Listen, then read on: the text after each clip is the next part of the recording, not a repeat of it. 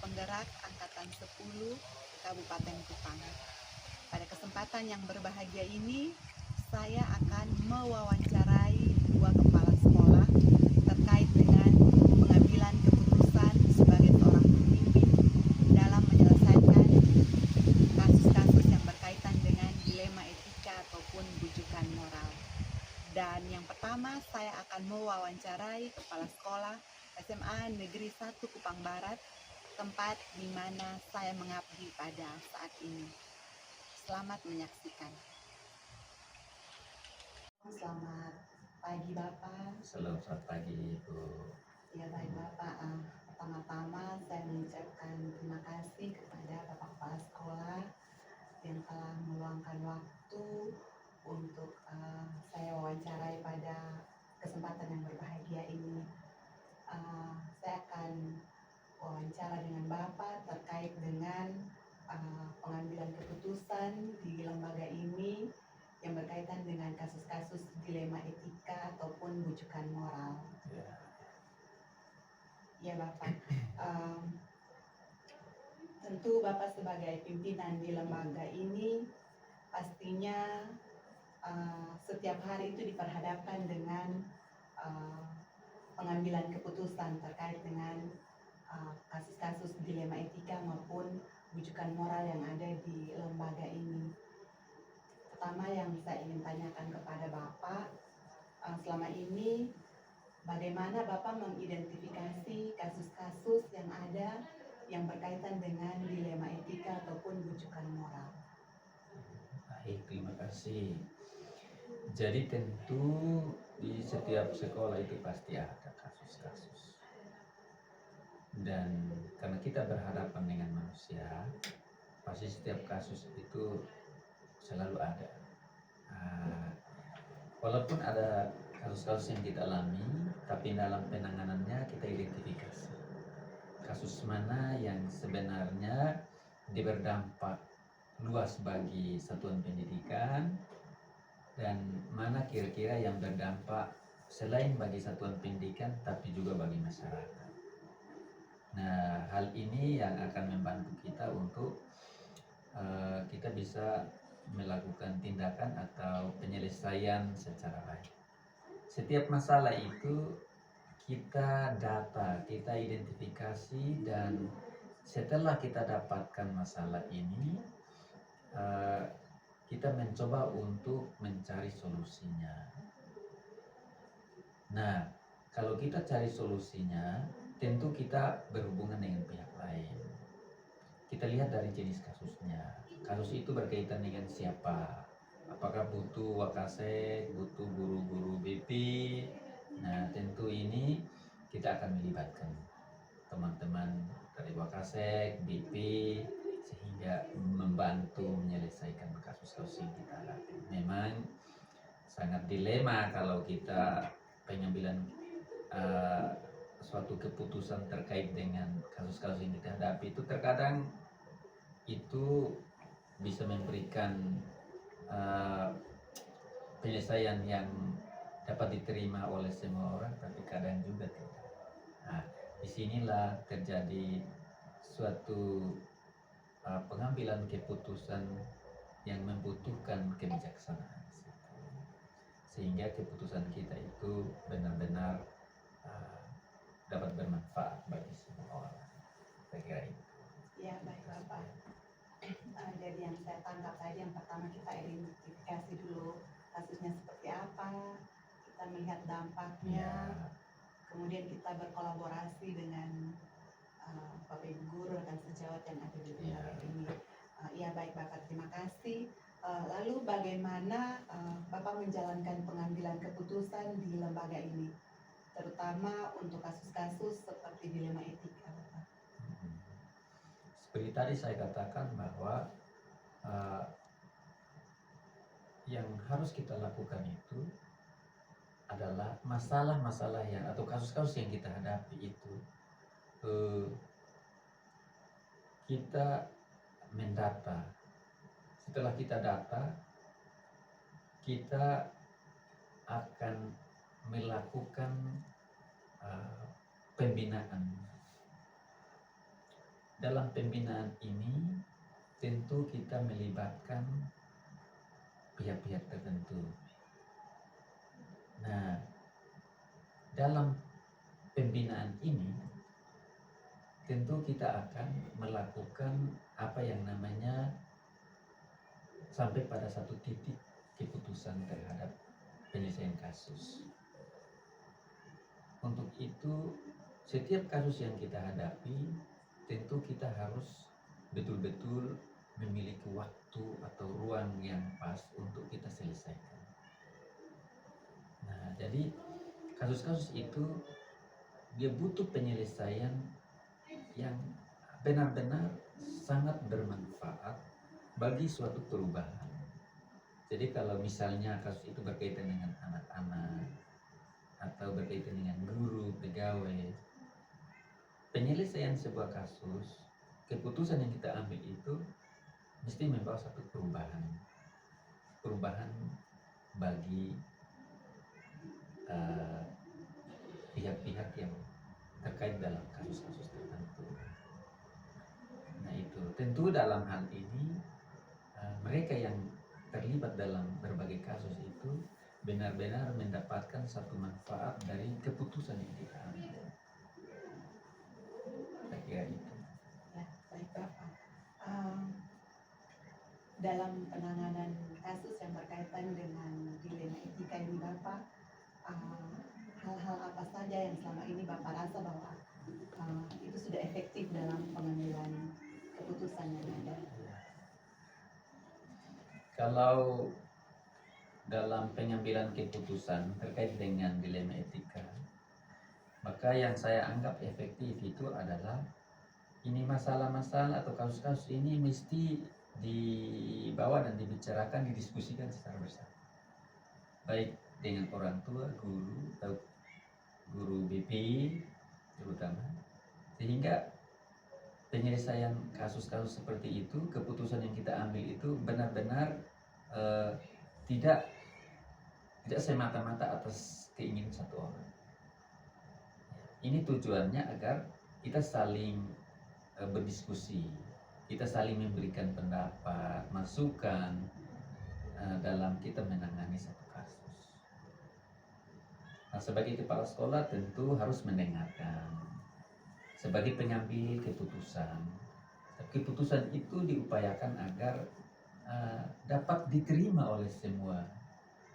Nah, dalam hal ini pasti banyak sebagian orang tidak bisa menerima, tapi kita akan memberikan pemahaman bahwa kasus itu begini, dan kita harus dengan bijaksana untuk menerima dan memahami, karena kita di sini bukan bekerja untuk diri sendiri tapi untuk banyak orang. Saya pikir itu. Jadi efektivitasnya tergantung pada bagaimana kita mendiskusikan masalah itu. Keputusan yang kita ambil itu adalah sebuah keputusan yang bersumber dari kesepakatan bersama. Baik Bapak, tadi Bapak bilang ada berkolaborasi dengan berbagai pihak. Iya. Nah, dalam Bapak berkolaborasi dengan berbagai pihak, apakah ada tantangan-tantangan dalam pengambilan keputusan itu Bapak? Ya pasti ada. Ya. Adanya itu sebuah keputusan kita belum tentu mampu untuk menjawab keinginan semua orang. Nah, ini tantangan juga. Karena ada hal tertentu yang mana keputusan kita itu harus melihat pada kepentingan banyak orang. Nah, tentu kita semua ini kan tidak sependapat, sepikiran. Ada yang mungkin tidak setuju yang tadi saya bilang itu. Ya. Tapi mau tidak mau kita harus ada pada satu keputusan. Dan keputusan yang selalu saya ambil itu adalah keputusan untuk kepentingan bersama, tanpa mengabaikan aturan-aturan dalam pengambilan keputusan, sehingga keputusan kita atau apa yang kita putuskan dalam menyelesaikan satu kasus itu, keputusan yang kita ambil itu benar-benar mencerminkan kepentingan banyak orang, bukan kepentingan sekelompok orang atau satu dua orang. Tidak. Itu yang saya lihat di sini. Terima kasih. Baik Bapak, terima kasih Bapak. Jadi pasti dalam pengambilan keputusan selalu ada tantangan-tantangan Ya, Bapak. Ya, tapi bagaimana kita melihat keputusan itu membawa dampak bukan hanya untuk pribadi, untuk golongan tertentu, ya, tapi untuk semua semua pihak, pihak. kebaikan bersama. Ya, Iya Bapak. Kemudian apakah dalam pengambilan keputusan ini Bapak mempunyai jadwal tertentu dalam menyelesaikan kasus dilema etika, seperti apakah Bapak langsung menyelesaikan ketika ada kasus langsung selesaikan memang di tempat, atau Bapak punya jadwal tersendiri untuk menyelesaikan kasus itu, atau bagaimana Bapak? ya. Kalau dalam penyelesaian kasus itu tentu kita langsung selesaikan. Kita tidak tunggu untuk besok, lusa dan sebagainya, karena kita melihat dampak-dampak yang akan muncul dari kasus-kasus itu. Jadi kalau ada kasus yang terjadi dan itu dia membutuhkan penanganan secara serius, maka kita langsung menangani. Ya, seperti anak-anak berkelahi atau anak tidak masuk sekolah, anak terlambat, tidak disiplin, itu kita langsung memberikan pembinaan. Kita tidak bisa menunggu, kita bisa pakai jadwal, bulan depan, jadwal kita pembinaan bulan depan. Nah, sementara dalam perjalanan ini dia melakukan terus, dia akan terus lakukan. Nah, ini berdampak negatif bagi yang lain. Sehingga kasus-kasus itu kita data, kemudian kita langsung selesaikan hari itu juga. Ya, lalu kita berikan pembinaan dan kita melihat, kita pantau terus, kita pantau sejauh mana dia mengalami perubahan. Itu saya gitu. Iya, Bapak. Lalu Bapak, dalam pengambilan keputusan terkait dengan kasus-kasus dilema etika ini, apakah ada faktor-faktor yang mempermudah atau membantu Bapak dalam pengambilan keputusan, atau mungkin ada orang lain juga yang membantu Bapak dalam mengambil keputusan terkait dengan kasus dilema etika ini Bapak? Ya. Saya rasa bahwa kita bekerja tidak sendiri. Ya, tidak sendiri. Kita ada tim. Jadi tim itu sangat membantu, memudahkan kita untuk menangani kasus. Jadi kalau misalnya hari ini terjadi 3 kasus, itu tidak mungkin saya sendiri menangani, tidak mungkin BP, tidak mungkin Wakasai dan lain. Tapi kita ada tim. Tim ini bisa kita serahkan di BP kasus ini atau di Wakasai kesiswaan, atau kalau guru ya kita bersama-sama dengan humas. Kita sama-sama menyelesaikan kasus-kasus seperti itu. Jadi ini sangat memudahkan kita untuk melihat masalah-masalah itu. Jadi kalau terjadinya masalah, keputusan yang diambil oleh tim ini itu merupakan keputusan bersama. Jadi kalau ada masalah yang dialami oleh guru, mungkin saya menyelesaikan dengan keputusan seperti ini, guru-guru tetap akan menerima karena memang begitu. Atau humas menyelesaikan, maka humas mengambil keputusan itu tetap keputusan bersama. Jadi kita diberi tanggung jawab untuk melakukan itu, dan apa yang dilakukan itu, keputusan terakhir itu adalah untuk kepentingan satuan pendidikan dan warga sekolah, bahkan mungkin untuk masyarakat sekitar. Itu yang penting. Seperti itu. Iya Bapak, luar biasa sekali tanggung jawab. Ya, habis begitu namanya sudah diberi tanggung jawab, kita harus melakukannya dengan baik. Iya Bapak, ini pertanyaan terakhir dari saya Bapak. Ya. Dari semua yang telah Bapak sampaikan tadi, ada pembelajaran apa yang Bapak dapatkan yang bisa Bapak bagikan ke saya itu sebagai pengalaman Bapak dalam pengambilan keputusan di lembaga ini Bapak yang berkaitan dengan dilema etika? Ya. Baik, terima kasih. Jadi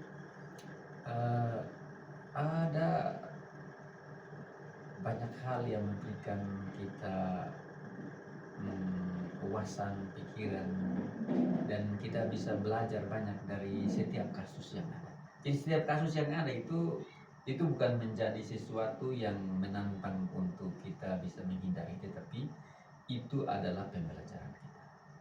Kan dari situ kita belajar untuk bagaimana menangani masalah-masalah yang ada. Nah, saya belajar dari kasus-kasus itu bahwa ternyata bekerja dalam tim itu kan lebih bagus. Dan kuncinya adalah berbagi. Kalau ada orang tidak berbagi, maka kita repot dalam mengenai atau menyelesaikan permasalahan-permasalahan. Jadi dengan berbagi itu, maka masalah kita itu akan menjadi ringan. Ya, solusi yang kita ambil juga akan menjadi mudah. Maka itu saya bagi bahwa dari berbagai kasus itu kita belajar bahwa bekerja dalam tim itu sangat penting. Kemudian berbagi itu sangat penting. Itu yang terjadi.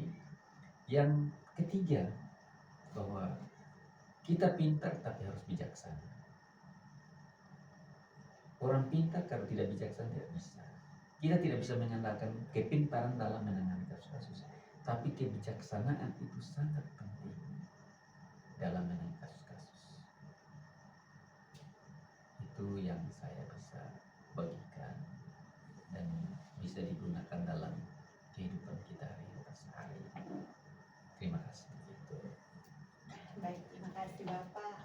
Luar biasa wawancara kita pada pagi hari ini. Ya. Saya mendapatkan banyak pembelajaran bagaimana kita harus bekerja sama dalam tim, harus kompak, Ya. harus bisa berbagi hal-hal baik yang kita temui Ya. dengan sesama kita di lembaga ini, dan yang pasti kita harus bijak dalam mengambil keputusan yang ada. Baik, terima kasih Bapak. Mungkin wawancara kita pada pagi hari ini cukup sampai di sini. Kembali saya mengucapkan terima kasih banyak kepada Bapak Kepala Sekolah yang selalu mendukung dan memotivasi saya dalam menjalani pendidikan calon guru penggerak ini.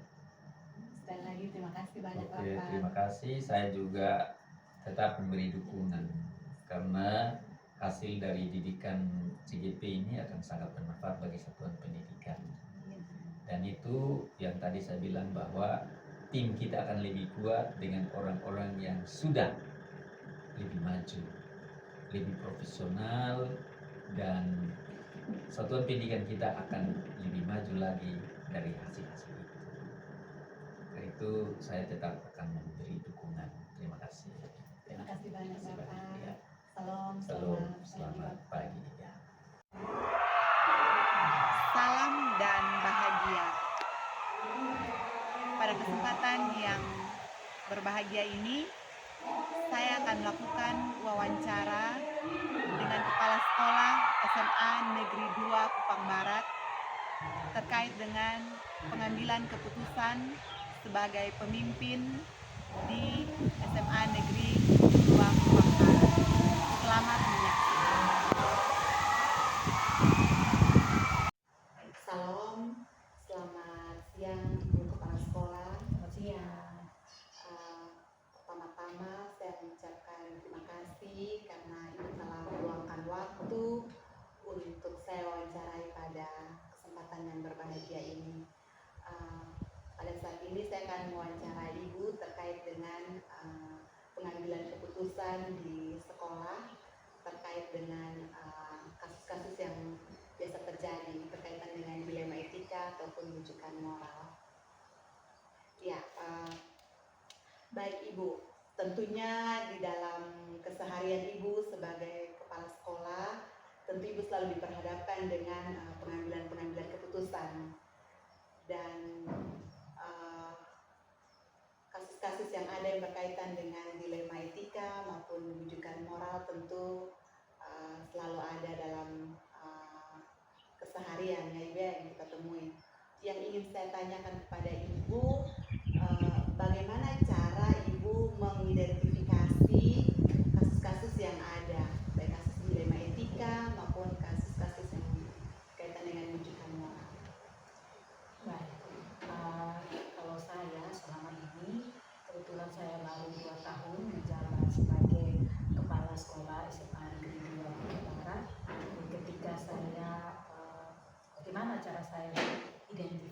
refleksi kasus-kasus dilema, etika, dan bukan moral.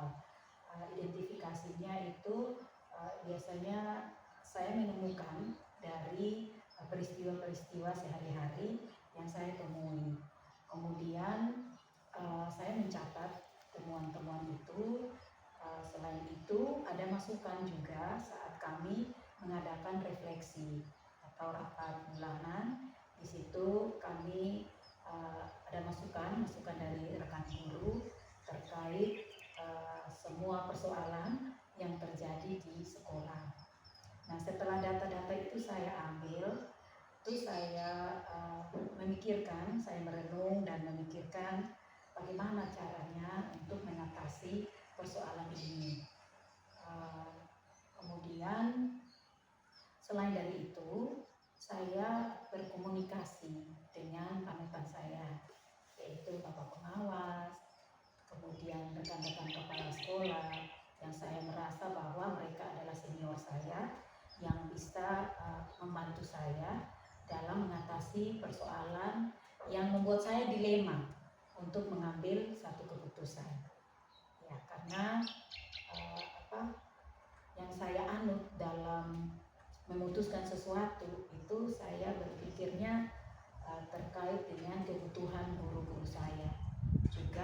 Saya juga tidak mau menyalahi aturan yang ada sebagai seorang pemimpin, bahkan aturan-aturan yang harus kami lakukan di sekolah.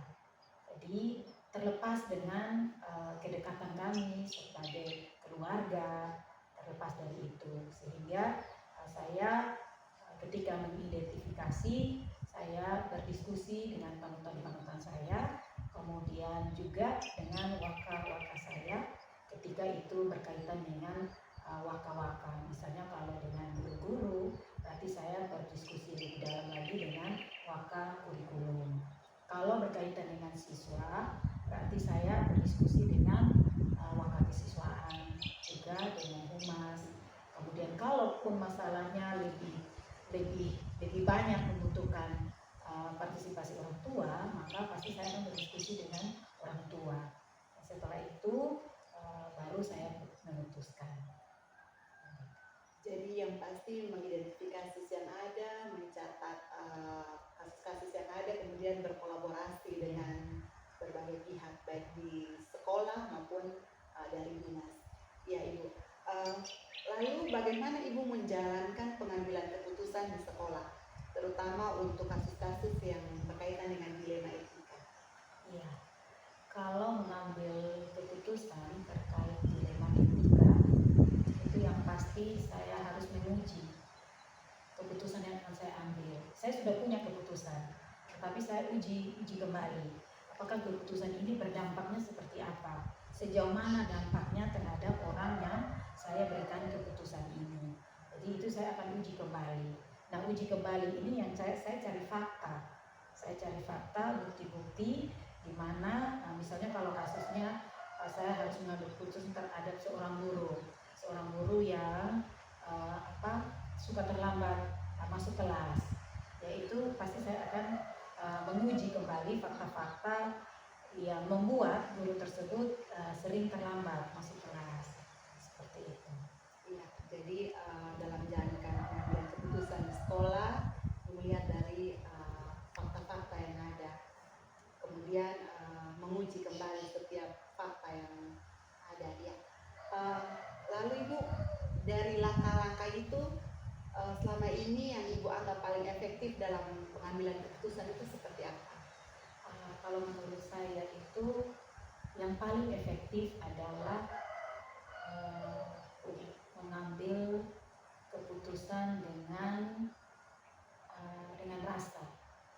Jadi ketika kita sudah ada dalam pengujian fakta dan uji publik juga, itu saya mempertimbangkan kembali. Kalau aturannya sudah oke, berarti kita melihat kembali kebutuhan psikologi guru juga.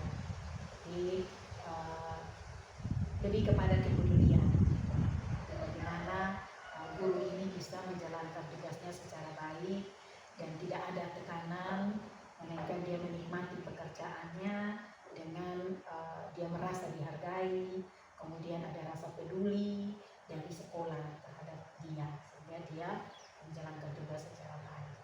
itu yang menurut saya paling efektif. Jadi tidak terlalu otoriter, tapi perlu peduli. Peduli itu penting. Mungkin itu yang kasih ya, karena kasih kita peduli dengan sesama.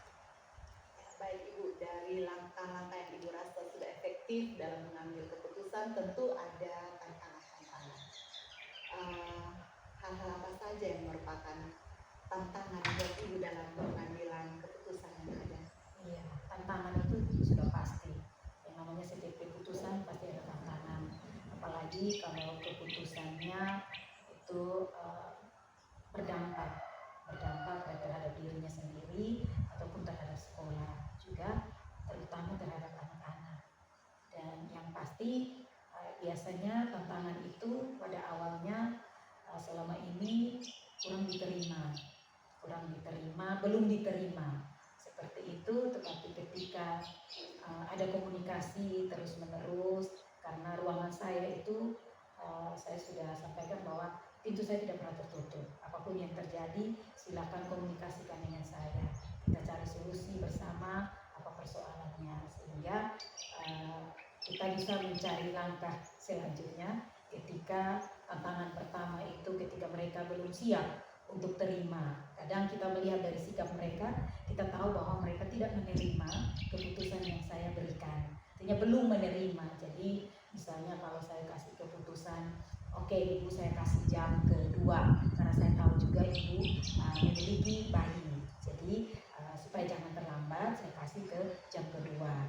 Nah, awal-awalnya memang sedikit terganggu karena mungkin merasa tidak terbiasa dengan harus disiplin masuk kelas. Jadi memang awal-awalnya agak berat, tantangannya hanya seperti itu, tapi kemudian ada komunikasi ya sudah semakin baik. Guru-guru yang kebetulan baru menikah dan memiliki anak, seperti itu. Jadi tantangannya hanya seperti itu. Ya baik Ibu, yang saya tangkap tadi ada berkomunikasi yang paling penting, kemudian berkolaborasi. Nah, pertanyaan berikutnya Ibu, apakah Ibu punya jadwal tertentu dalam menyelesaikan masalah-masalah yang ada yang berkaitan dengan pengambilan keputusan? Contohnya misalkan ada masalah yang berkaitan Ibu harus mengambil keputusan, apakah masalah itu harus diselesaikan saat itu juga atau ya sesuai jadwal? Baik, kalau terkait itu kita lihat masalahnya seperti apa. Apakah masalahnya urgent, darurat, otomatis saya membutuhkan waktu yang singkat untuk dengan berbagai cara saya berkomunikasi via telepon atau seperti apa referensinya, sumber-sumber untuk menguatkan keputusan itu, tergantung masalah. Jadi bisa dilakukan dua-dua, tergantung masalah, bisa dilakukan dalam beberapa waktu atau bisa dilakukan saat itu. Kemudian bisa juga menggunakan jadwal penyelesaian dari persoalan itu. Ya, baik Bu. Kemudian adakah faktor-faktor yang selama ini mempermudah atau membantu Ibu dalam pengambilan keputusan di sekolah? Iya, pasti. Yang tadi saya sudah sebutkan bahwa ada panutan, itu faktor-faktor yang membantu saya. Kemudian selain itu juga ada banyak referensi buku yang saya pelajari untuk membantu ketika saya memberikan sebuah keputusan terhadap orang yang saya temui. Karena saya berhadapan bukan dengan benda mati, tapi saya berhadapan dengan orang yang punya pengetahuan dan perilaku. Terima kasih, sangat luar biasa sekali Ibu dalam pengambilan keputusan sekolah yang berkaitan dengan dilema etika maupun rujukan moral. Tentu sangat penting untuk kita berkomunikasi, berkolaborasi dengan semua pihak, baik yang di sekolah maupun di luar. Dari wawancara kita pada siang hari ini, ada begitu banyak pembelajaran yang saya dapat. Yang saya ingin mau dibagikan pengalaman Ibu dalam bisa Ibu ceritakan, dan itu juga menjadi motivasi untuk saya juga bisa menjadi pengambil keputusan yang bijaksana ke depan. Baik, kalau pengalaman pengalaman saya itu mungkin karena saya seorang ibu, jadi rasa kasih dan peduli itu lebih tinggi dibanding mungkin karena kita naluri ya. Jadi setiap kali ada persoalan itu saya tidak langsung memarahi di depan semua orang.